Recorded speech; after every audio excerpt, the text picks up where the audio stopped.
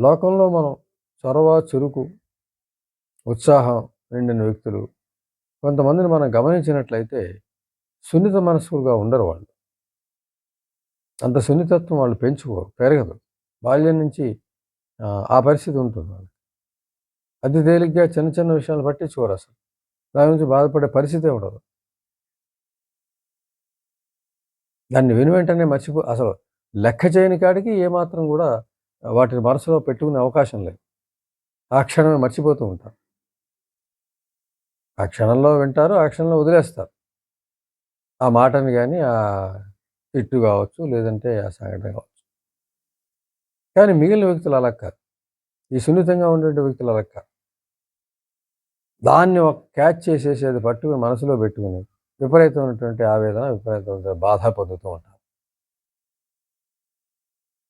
తెలుస్తూ ఉంటుంది. పక్కవాళ్ళంటారు, "నీవు చాలా సున్నితంరా.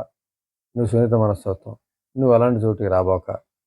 నువ్వు అలాంటి వ్యక్తులతో ఉండబోక" అంటూ ఉంటారు. ఈ విధంగా అంటూ ఉండడం కారణంగా అవతల వ్యక్తి ఆ సన్నివేశాలు అవన్నీ అవాయిడ్ చేసుకుంటూ వెళ్ళినట్లయితే చివరికి ఒక్కడు ఉండే పరిస్థితి వస్తుంది. సున్నితత్వం కారణంగా. ఒంటరితనంగా మారిపోయే పరిస్థితి వస్తుంది. ఈవెన్ చిన్న షాప్‌కెళ్ళినా వాళ్ళు అడిగింది వెంటనే ఇవ్వకపోయినా బాధపడడం. ఎక్కడికెళ్ళినా గూడా ఆదరణ కావాలి, ఆప్యాయత కావాలి, పట్టించుకోవడం కావాలి, ఏదో గొప్పగా చూడాలి. ఈ రకమైనటువంటి ఆశ ఉంటుంది. ఈ సున్నిత మనస్తత్వం వెనక. అవి తీరే పరిస్థితి అన్ని చోట్ల ఉండదు గదా! బాల్యంలో చిన్నప్పుడు తల్లిదండ్రులు ఎత్తుకోవడం, ముద్దు చేయడం ఇవన్నీ గూడా జరగచ్చు. కానీ ఎదిగిన కొద్దీ క్రమంలో ఎవరికి వాళ్ళే సొంత ప్రపంచాన్ని సృష్టించుకోవాల్సిన అవసరం ఉంటుంది. అది ఎవరి సామ్రాజ్యం వాళ్ళదే. ఆ సామ్రాజ్యంలో వాళ్ళే మహారాజులు. అలాంటి సందర్భంలో చాలా కఠినంగా ఉండాల్సిన అవసరం ఉంటుంది. రాజు ఎలాగైతే కఠినంగా ఉండాల్సి వస్తుందో, అంటే వ్యక్తి కూడా అలాగే ఉండాలి. తన మానసిక సామ్రాజ్యానికి సంబంధించి. అలా ఉండగలిగితేనే జీవనం కొనసాగుతుంది. దైనందిన జీవితంలో అనేకమైనటివి వింటూ ఉంటాం. మనల్ని అంటూ ఉంటారు. మనం అంటూ ఉంటాం. ఇవన్నీ ఆ రోజుతో మర్చిపోవడం. మర్నాడే గుర్తుంచుకోవాల్సిన అవసరం లేదు. చాలా అల్పమైన విషయాలు అవుతాయి ఇవి.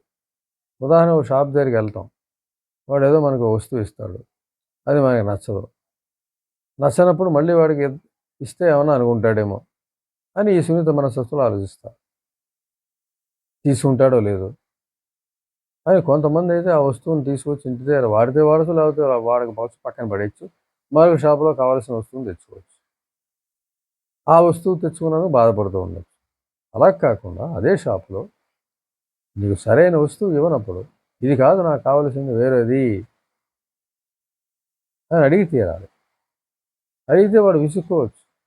ఆ విసుగుని మనసులో పెట్టుకొని మనం బాధపడడం అనేది అనవసరం. అసలు దాన్ని పరిగణనలో తీసుకోవాల్సిన అవసరమే లేదు. వాడి వ్యక్తిత్వం ప్రకారం బలహీన వ్యక్తిత్వం కావచ్చు. ఏది ఏమైనప్పటికీ అది వాడి సమస్య. మన సమస్య కాదు. మన పట్ల అవిధేయతగా ప్రదర్శించడం, లేకపోతే ఒక విసుగుతో ప్రదర్శించడం ఇవన్నీ అతనికి సంబంధించినవి. మనకి సంబంధించినవి కాదు.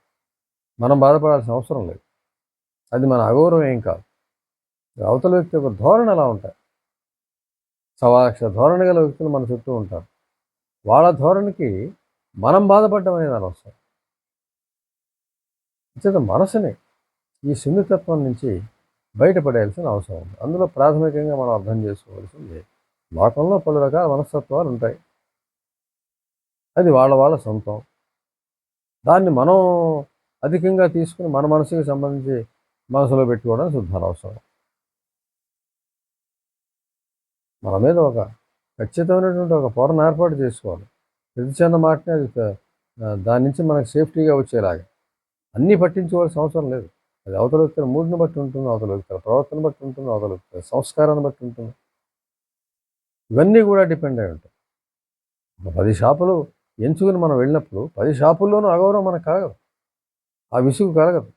ఆ పట్టించుకోకపోవడం జరగదు. ఎక్కడో 8, 9 షాపులు జరగచ్చు.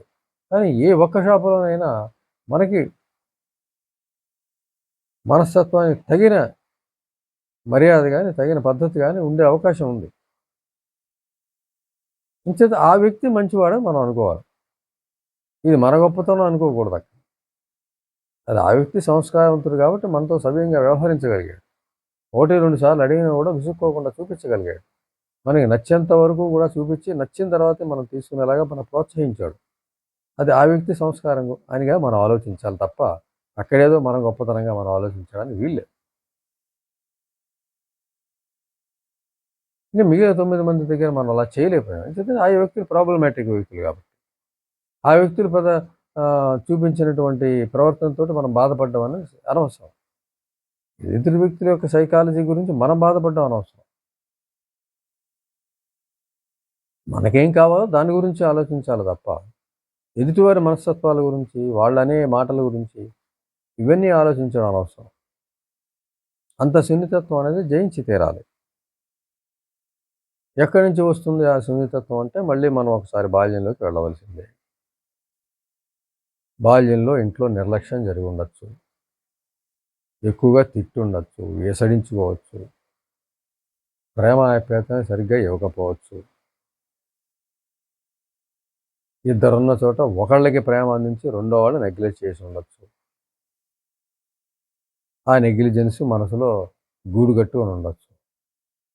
ఆ విధమైనటువంటి అభద్రత, నిర్లక్ష్యాలు పెద్దవాళ్ళు చేసినవి ఇవన్నీ కూడా పెరిగి పెద్దయిన తర్వాత బయట నుంచి కోరే పరిస్థితి వస్తుంది వాటిని. కనపడ్డ ప్రతి చోట కావాలనిపిస్తుంది. ప్రతివాళ్ళు దాన్ని గౌరవించాలి. ప్రతివాళ్ళు దాన్ని ఆప్యాయంగా చూడాలి. ప్రతివాళ్ళు నన్ను నెత్తికెత్తుకోవాలి అనే పరిస్థితి ఉంటుంది. అది సాధ్యం కాదు. ఇంట్లోనే సాధ్యం కానిది బయట ఎక్కడ సాధ్యం అవుతుంది? ఒకవేళ బయట సాధ్యం కావాలంటే అద్భుతమైన విజయాలు సాధించాలి. ఎవరు నీ చుట్టుపక్కల వాళ్ళు సాధించలేని విజయాన్ని నువ్వు సాధించగలిగినప్పుడు ఆ ప్రేమ, అభిమానం, ఆప్యాయత నీకు కనిపిస్తాయి. మామూలు సాధారణంగా నువ్వు ఉన్నప్పుడు అవి కనిపించవు. అంత గొప్ప అసాధారణ విజయాలు సాధిస్తే ఆ గౌరవం, ఆ ప్రేమ, ఆప్యాయత కనిపిస్తాయి. దానికోసం ప్రయత్నిస్తే తప్పనిసరిగా లభించే అవకాశం ఉంది. కానీ వీళ్ళు ఇచ్చినటువంటి ఈ బలహీన మనస్తత్వంతో మనం ప్రతి చోట కూడా ప్రేమ, అభిమానాలు ఆశించడం అన్నది తప్పు. దాన్ని అందించవలసిన వ్యక్తులు మనకి మనమే.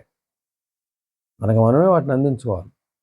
మన పెద్దల వల్ల సాధ్యం కాలేదు అన్నట్లయితే దాన్ని మనకి మనం ఇచ్చుకోవాలి. మనకు మనం ఇంపార్టెన్స్ ఇచ్చుకోవాలి. మనం గౌరవించుకోవాలి. మనం అధిక్యంగా చూసుకోవాలి.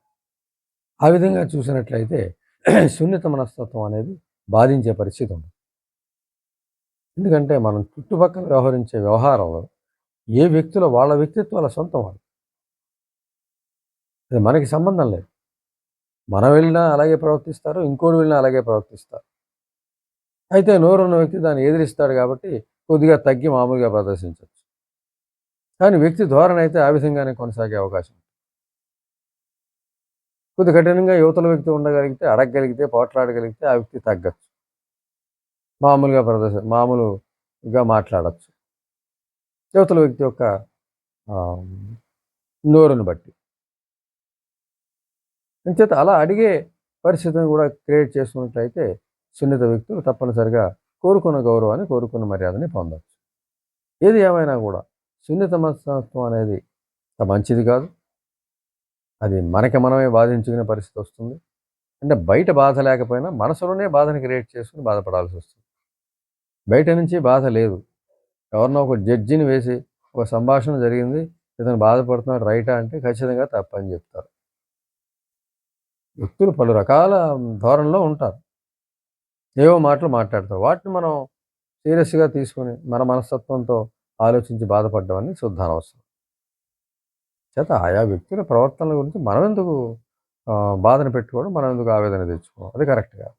కారణం ఏమిటంటే మన సున్నిత మనస్తత్వం. అది ఎలా ఏర్పడిందంటే బాల్యంలో మనం కోల్పోయినటువంటి ప్రేమాభిమానాలు, శ్రద్ధ ఇవన్నీ కూడా డిఫరెన్స్ చూపించడం, ఎక్కువ తక్కువలు చేయటం. వీటి వల్ల మనం అవి కోల్పోతాం. అవి పెద్దయ్యాక ఆశిస్తాం. అక్కడ తప్పు. ప్రపంచాన్ని అర్థం చేసుకోవాలి. అర్థం చేసుకున్నట్లయితే మనని మనం సరిచేసుకునే అవకాశం ఉంటుంది. ఆ సున్నిత మనస్తత్వాన్ని పోగొట్టుకునే అవకాశం ఉంటుంది. తప్పనిసరిగా పోగొట్టుకోవాలి కూడా.